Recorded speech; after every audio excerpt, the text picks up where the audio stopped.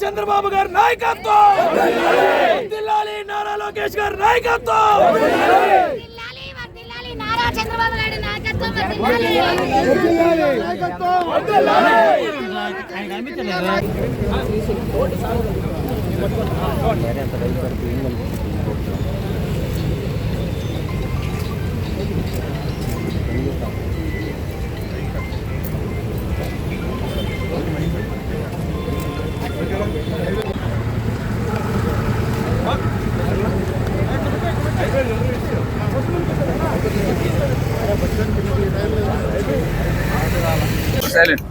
అందరికీ నమస్కారం.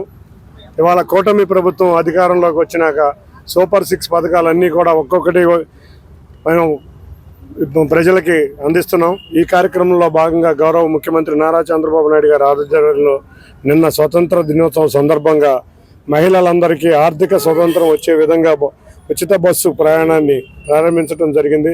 నిన్న అక్కడ చూసాం, ఎంత విజయవాడ నగరం అంతా కూడా పండగ వాతావరణం నిన్న నెలకొంది. మహిళలందరూ కూడా హర్షాతికి వ్యక్తం చేస్తా చంద్రబాబు నాయుడు గారికి, పవన్ కళ్యాణ్ గారికి, నారా లోకేష్ గారికి, భారతీయ జనతా పార్టీకి ధన్యవాదాలు తెలుపుకుంటున్నారు.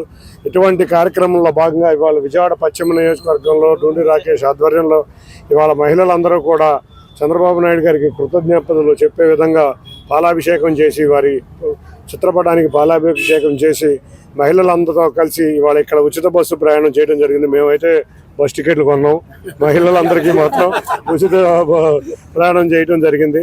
అందరూ కూడా చాలా ఆనందంగా ఉన్నారు.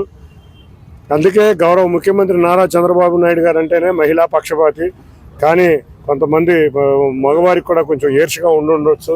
కానీ ఆయన ఒకటే కోరుకుంటాడు, మహిళ బాగుంటే ఆ కుటుంబం బాగుంటుంది, ఆ కుటుంబ పరిస్థితి బాగుంటుందని చెప్పి మనం చూస్తే గతంలో డాక్రా గ్రూపులు కాడి నుంచి ఉచితంగా గ్యాస్ సిలిండర్లు కాడి నుంచి అన్ని మహిళలకు ఏది అవసరమైనా ఇచ్చారు. మొన్న మధ్య తల్లికి వందనం తరపున ప్రతి మహిళ అకౌంట్లోకి ఎంతమంది చదువుకుంటే వాళ్ళందరి మందికి పిల్లలకి సరైన సమయంలో ఎప్పుడైతే పాఠశాలలు ప్రారంభించారో అదే సమయంలో ఇచ్చి ప్రతి ఒక్క విద్యార్థికి ఫీజులు కట్టించి తల్లి మహిళామణుల ద్వారా ఫీజులు కట్టించి వాళ్ళ భవిష్యత్తుకి బాటలు వేశారు. ఇటువంటి ఎన్నో కార్యక్రమాలు గౌరవ ముఖ్యమంత్రి నారా చంద్రబాబు నాయుడు గారి ఆధ్వర్యంలో ఈ ఎన్డీఏ కూటమి చేస్తుంది. తప్పకుండా ప్రతి మహిళ కూడా ఆనందంగా ఉండాలని ఆంధ్ర రాష్ట్రం మొత్తం మీద కోరుకునే వ్యక్తి గౌరవ ముఖ్యమంత్రి నారా చంద్రబాబు నాయుడు గారు. కాబట్టి అందరం కూడా ఇవాళ హర్ష వ్యక్తం చేస్తున్నారు మహిళలందరూ. 11,000 బస్సులలో 8,500 బస్సులు ఉచిత మహిళా బస్సు ప్రయాణం చేస్తున్నాం. తల్లులందరికీ అకౌంట్లో ప్రతి విద్యార్థికి డబ్బులు వేసాం. పెన్షన్ 3,000 అన్నాం, 4,000 చేసాం. అంతేగా మొదటి నెలలోనే చేసాం.